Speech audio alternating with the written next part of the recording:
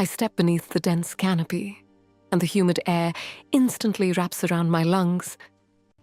Because the foliage is so thick, sunlight barely reaches the forest floor, so I switch on my headlamp.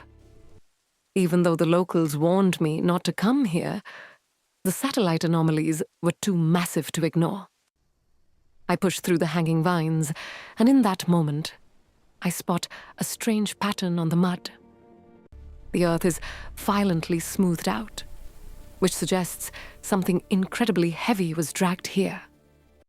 I kneel to inspect the groove, but the sound of snapping branches suddenly echoes from the west. Therefore, I draw my machete, scanning the mist that drifts between the massive tree trunks. While my light cuts through the fog, thousands of disturbed spores float upward like green snow. I continue along the crushed path, and as a result, a harsh, as musky odor begins to burn the back of my throat. In addition, the ambient jungle noise has completely vanished, creating a suffocating silence. I climb over a decaying fallen tree, where I discover deep gouges shredded into the rotting bark. A normal predator wouldn't leave marks this high up, so this must be something extraordinary.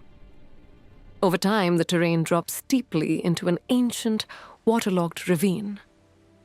I carefully slide down the muddy bank, but my boot catches on a hard, strange object hidden in the roots. It is a massive, iridescent green scale, which is roughly the size of a dinner plate.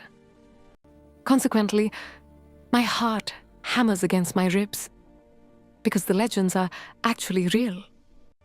I carefully place the scale in my pack, and then I notice the fog growing thicker ahead. Beyond that mist, a cavernous hollow opens up within the root system of a giant tree. I feel a low-frequency rumble vibrate through the soles of my boots, yet there is no wind. The ground trembles slightly, and for that reason, I press myself flat against a mossy boulder. Meanwhile, a shadow seems to detach itself from the darkness at the edge of my vision. I hold my breath, since the slightest noise could give away my position in this echoing chamber. Instead of a normal predator emerging, a massive, thick coil of muscle slides silently past a distant rock. It is moving incredibly fast, even though its girth is wider than a standard vehicle. I inch closer to the edge of the hollow until the full scale of the creature's nest comes into view.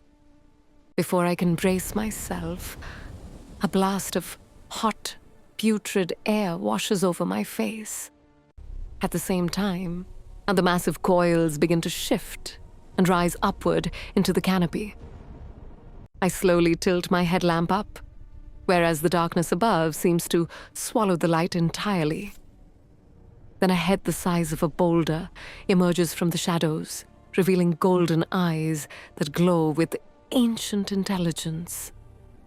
I'm completely paralyzed by awe, but the giant serpent tilts its head, and a deep, human-like whisper echoes directly inside my mind.